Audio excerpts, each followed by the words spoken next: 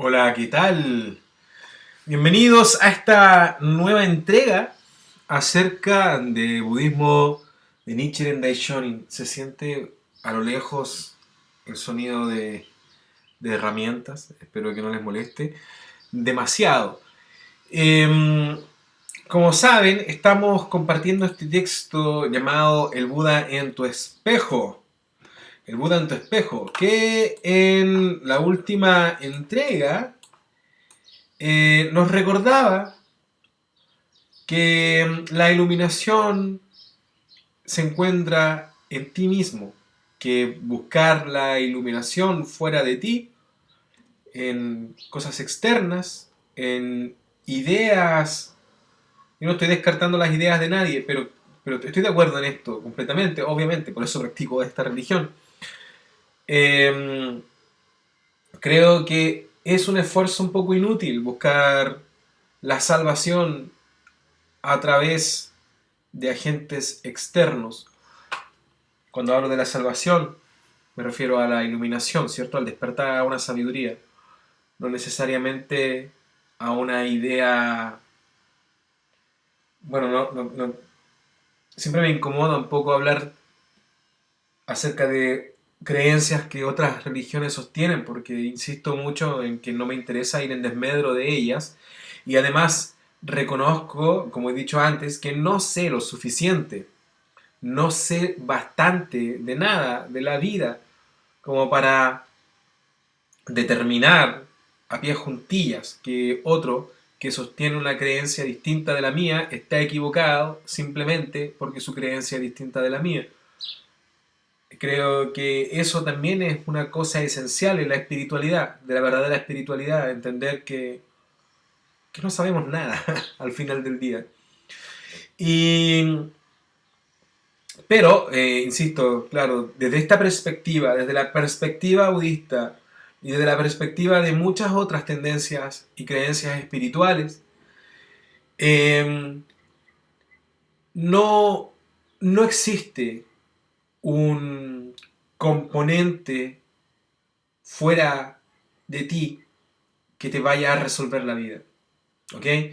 No basta con implorarle a un agente externo o a una idea de Dios que te excluye a ti como componente de esta ley, que te solucione los problemas, sino que hace falta reconocer que ese poder de hacer un cambio, de modificar tu vida, de acercarte a una felicidad y a un estado de plenitud, está en ti. Ese poder reside en ti. ¿Ok? Eh, Hablaba también en la entrega anterior que el budismo, bueno, el budismo es un poco confuso para la mente occidental. El budismo suele ser comprendido como una variante oriental del cristianismo. No lo digo en el sentido de que Cristo esté presente o la idea de Dios Yahvé como un agente externo esté presente en el budismo, pero sí en Occidente existe una idea parecida a la que nosotros configuramos como religión en Occidente. La idea de que las personas oran a un agente externo para que les envíe una solución para poder salvar su alma, algo por el estilo. Pero no es así. Para el budista no está en una carrera por salvar su alma. El budista no cree en la idea de que al morir se va a ir al infierno. ¿Ok? Como he dicho antes, para el budismo existe la idea de que la vida es un continuo, que no tiene principio ni final y que una vez que abandonamos esta encarnación, esta vida biológica, obviamente estoy usando el concepto de vida en una definición distinta a la que hace la biología, no me refiero a vida biológica, me refiero a una conciencia que subyace a todo esto, a apariencia. Y esa conciencia permanece una vez que nosotros desencarnamos, ¿cierto? Y luego vuelve a manifestarse en una existencia posterior. Sin embargo, como también he mencionado anteriormente, el budismo no se trata acerca de creer en la reencarnación. Es un aspecto importante, obviamente, de nuestra visión del cosmos, pero no se trata de eso. Así que incluso tú, si no crees en esa posibilidad, incluso puedes practicar budismo. Y esa es una de las cosas interesantes del budismo, que tú puedes practicar budismo sin necesidad de creer en ninguna cosa metafísica, cósmica, aceptando el hecho de que tú eres el Buda, de que este poder infinito para alcanzar felicidad, para alcanzar sabiduría plena y poder ver la realidad tal cual es, está en ti, reside en ti, y que puedes convertirte en esta persona que otras corrientes te dicen por ahí la mejor versión de ti mismo, ¿cierto? Eh, no me gusta tanto usar esa expresión a mí de manera personal porque supone que eres imperfecto y no lo eres. Supone que, que reniegues de lo que eres ahora para querer ser alguien distinto y no es la idea. Más bien que convertirte en el Buda es encontrar al Buda en ti, es reconocerlo, porque eso ya está. O sea, ese potencial infinito, esa pureza, esa sabiduría, ya está en ti. Ya eres eso. Tienes que conectar con ello, no convertirte en otra persona. Eso, eso más o menos hablaba la entrega anterior. Vamos a pasar de inmediato al texto. Sé que ya me comí 6 minutos de nuestras entregas, que son por lo general de 10 minutos, pero me voy a extender. Lo vamos a hacer durar 15 minutos. La anterior duró más de 20. 15 minutos, un poco más, 16, 17, qué sé yo. No es una norma, ¿cierto? A partir de lo que hablábamos recién, continúo, dice así el texto. Esta idea de que la capacidad para alcanzar la felicidad reside absolutamente dentro de uno mismo puede resultar desconcertante. Lleva implícito un sentido radical de la responsabilidad. Tal como ha escrito Daisaku Ikeda, la sociedad es compleja y dura, ya que te exige luchar incansablemente para sobrevivir. Nadie puede hacerte feliz. Tu felicidad depende totalmente de ti. Un ser humano estará destinado a vivir una vida de gran sufrimiento si es débil y vulnerable ante su entorno exterior. Pero en lugar de emplear un enfoque crudo y nihilista de la vida, la práctica y la filosofía budistas están llenas de esperanza y soluciones prácticas a los problemas de la existencia diaria. La filosofía descrita en este libro es tan práctica que no solemos referirnos a ellas como una religión, aunque lo sea, sino como una práctica, porque así todos los que la siguen la han encontrado sumamente útil. Así pues, existen múltiples debates sobre la teoría y la filosofía del budismo moderno. Este libro se centrará en el modo en que tú, el individuo, puedas utilizar el budismo como una poderosa herramienta para solucionar los problemas de la vida diaria. Insisto, esta es una religión. Incluso mucha gente está en desacuerdo de que sea una religión, dicen más bien una filosofía, ¿cierto? Un enfoque, una forma de vida. Le llamamos religión de todas maneras, los mismos budistas le llamamos religión. ¿Ok? Pero es importante que entiendas que no es una religión para, eh, para llevar una serie de prácticas rigurosas, etcétera, etcétera, ¿cierto? O para ver que otro ser al cual yo le rezo y le imploro por ayuda y salvación, sino que tiene que ver con una manera de comprender la vida y de comprender el mundo, de comprenderme a mí mismo, de comprender mis relaciones y todo, y de verdad, y todo, de comprender la vida, pero en una expresión amplia, que me permita hacer uso de esta sabiduría para vivir mi existencia de la manera más óptima, más feliz y más sabia posible. Tal como citaba Nichiren del Sutra del Loto, ningún asunto mundano es contrario a la auténtica realidad. Y además, todos los fenómenos del universo son manifestaciones de la ley budista. Dicho de otro modo, la vida diaria es ese momento drástico en el que se gana o pierde la batalla por la iluminación. Nichiren enseñó que todos los mortales comunes podían alcanzar la budeidad aquí, en este mundo, sin renunciar a sus deseos ni cambiar de identidad. En una época marcada por el escepticismo y la desconfianza generalizada de las creencias e instituciones tradicionales, esta práctica religiosa dinámica y autodirigida se convierte en la más valiosa. El budismo es esencialmente no autoritario, democrático, científico y basado en una serie de ideas obtenidas principalmente a través de los esfuerzos individuales orientados al perfeccionamiento personal. Pero el budismo también tiene una repercusión inmediata de gran alcance en la sociedad que nos rodea. El budismo es un modo de vida que no distingue entre el ser humano individual y el entorno en que vive esa persona. Es un concepto que interrelaciona todas las formas de vida en una compleja red que va más allá del entendimiento humano total. El budismo constituye un marco espiritual e intelectual para la conciencia del entorno. La visión occidental del mundo, tal como la expusieron el cristianismo y el judaísmo, es antropocentrista y sitúa a la humanidad en la cúspide del orden natural. Sin embargo, el budismo ve la humanidad como parte de la naturaleza, respaldando y dando lugar a la noción bioética.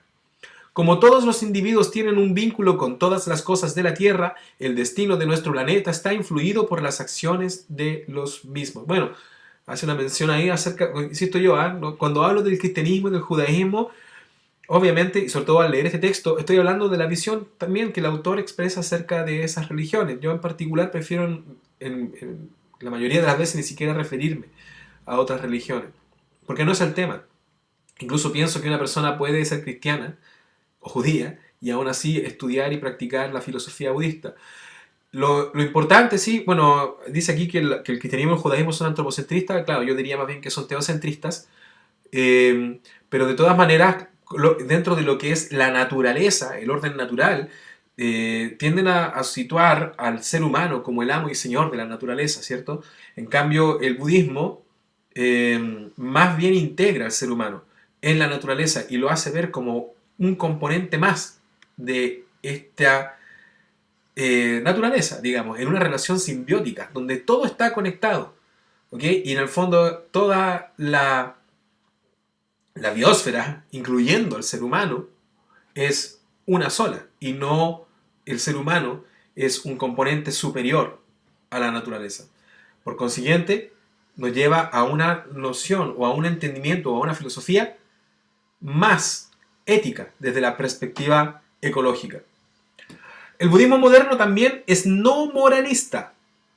En un mundo caracterizado por una rica variedad de gente, culturas y estilos de vida, el budismo no obliga a llevar un único modo de vida. No hay preceptos.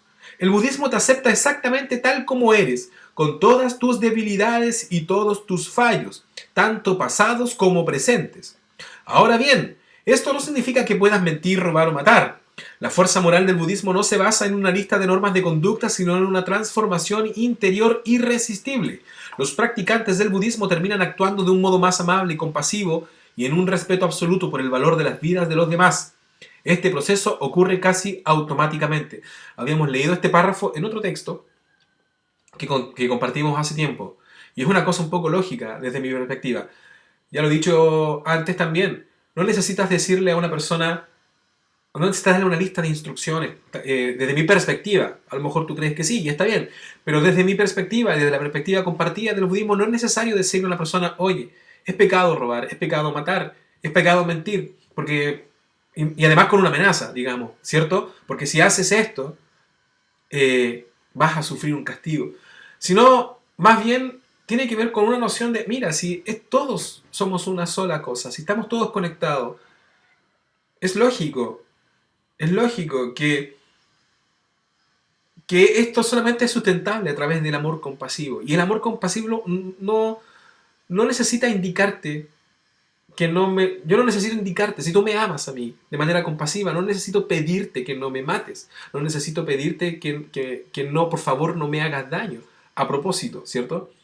Sino que esa voluntad de ser respetuoso y amoroso con las personas, con tu entorno, con la naturaleza, con la vida y contigo sobre todo, y contigo mismo, nace de manera natural a partir de esta práctica. El budismo y el cosmos. Por último, cabe destacar que nada de lo que el Buda histórico enseñó contradice sustancialmente los descubrimientos de Galileo y Einstein, Darwin y Freud. Sin embargo, sus ideas se forjaron miles de años antes, sin la ayuda de telescopios, alta tecnología ni palabra escrita.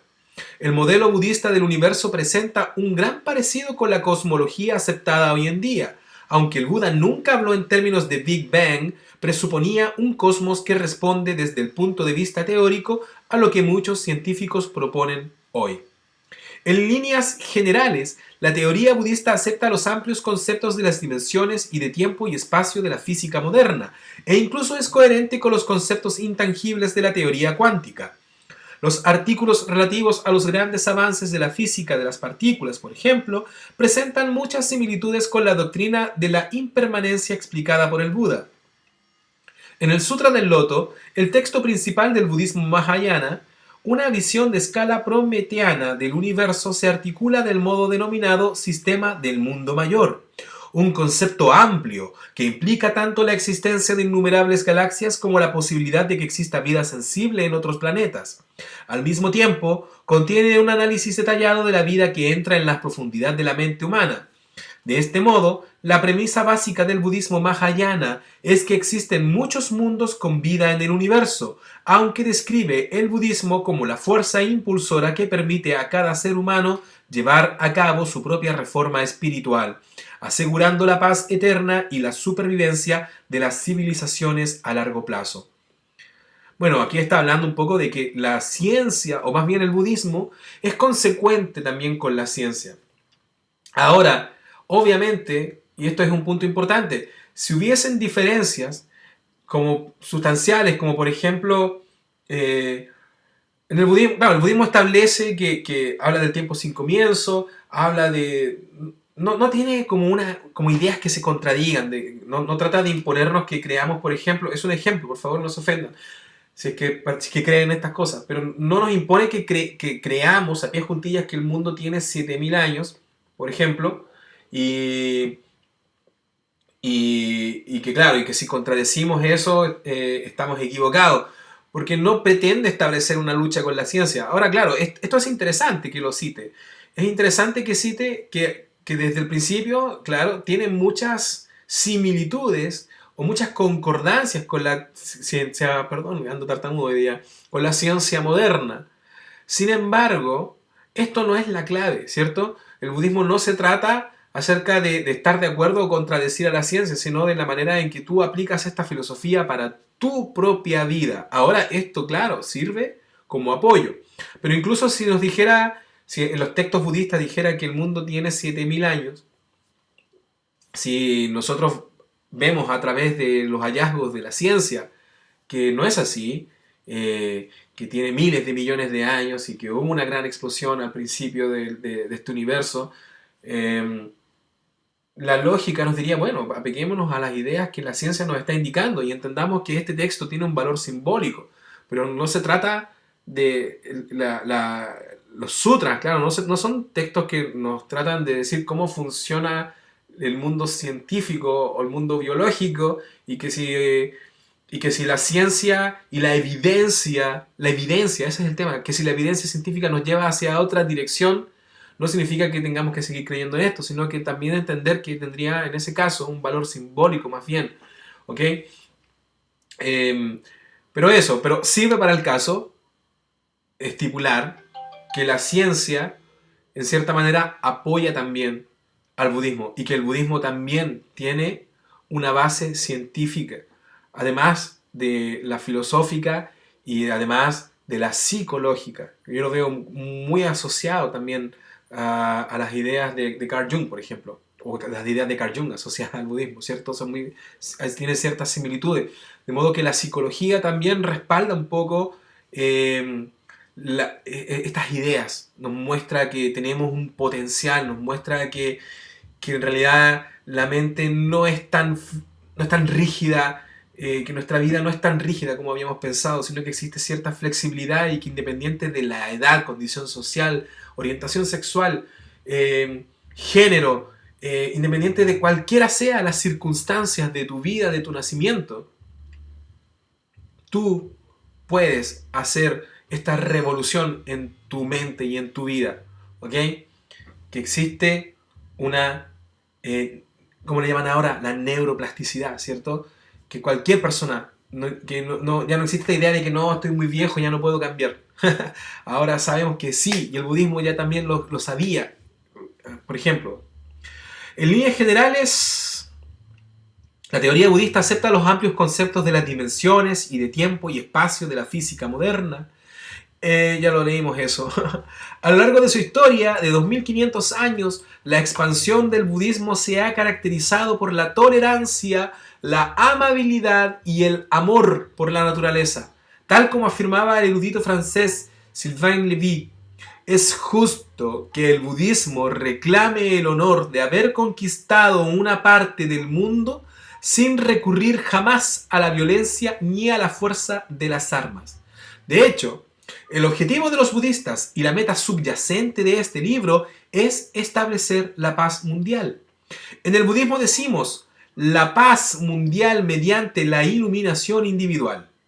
Conseguiremos una sociedad pacífica y segura mediante un proceso de diálogo individual de persona a persona hasta que la guerra y sus causas subyacentes desaparezcan de la tierra.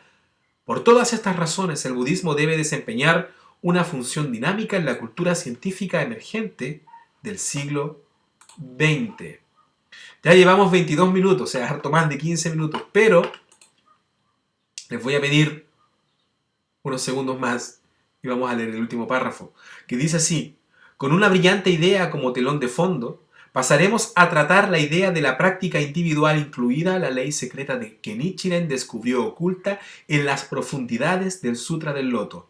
Porque, antes de poder cambiar el destino del mundo, antes debemos cambiar nosotros mismos.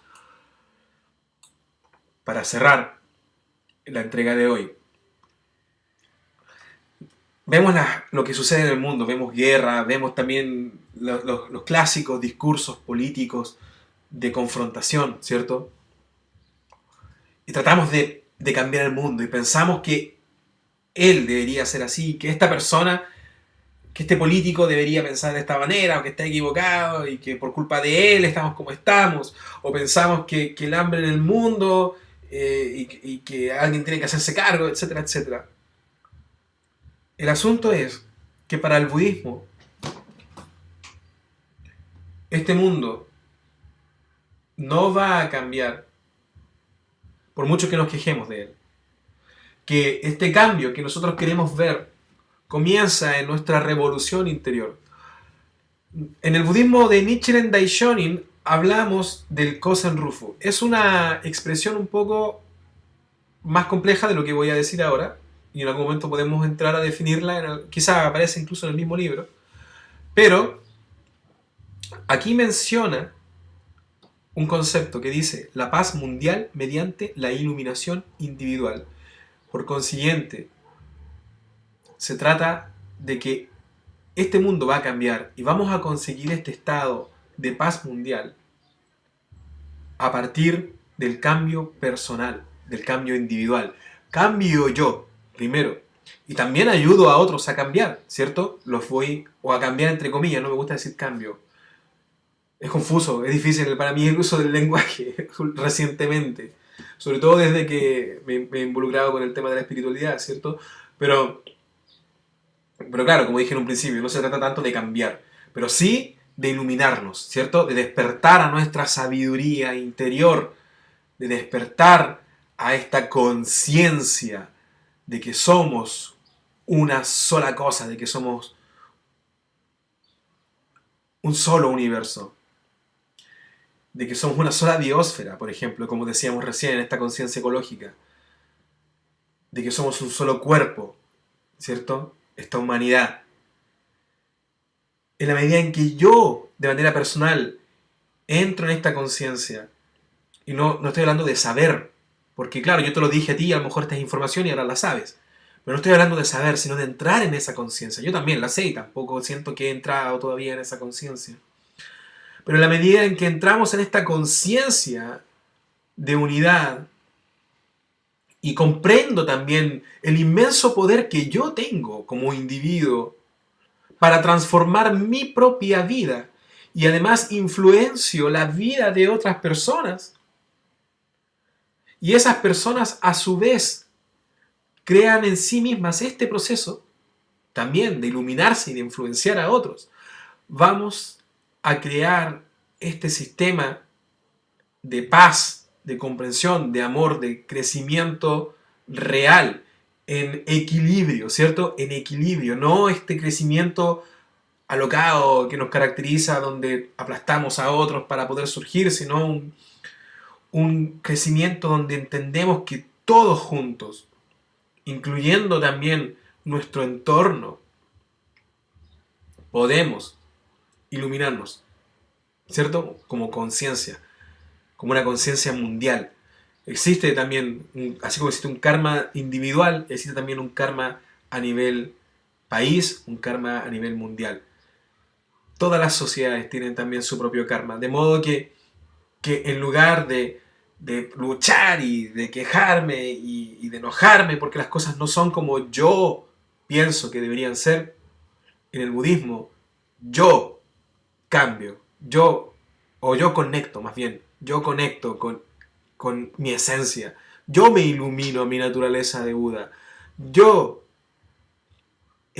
aumento mi sabiduría, yo me convierto en lo que, o yo recuerdo aquello que realmente soy. Yo conecto con esta esencia real y así impacto en el mundo. Ya, me voy a terminar yendo muy en la profunda. y hay tanto que decir, pero ya llevamos mucho tiempo. Me imagino que no hace gran diferencia, no sé cuánto tiempo les gusta a ustedes escuchar este video, si alguien tiene una opinión, si les parece que 10 minutos es suficiente, si piensan que 15 es suficiente, si piensan que 20 es suficiente, si piensan que media hora, me lo dejan en los comentarios, ¿ya? Si tienen algún comentario, insisto, me lo dejan. Si tienen alguna pregunta, también. Si están en desacuerdo, si sienten que yo en mis comentarios he comprendido mal los conceptos, también me lo pueden decir. No lo sé todo. Y nada, si les sirvió, compártanlo. O más bien, si les sirvió, bacán. O sea, denle me gusta también, si me gustaría también recibir esa clase de apoyo. Mi ego, mi pequeño yo, se los agradece. Y además, claro, si piensan que le puede servir a alguien, compártanlo.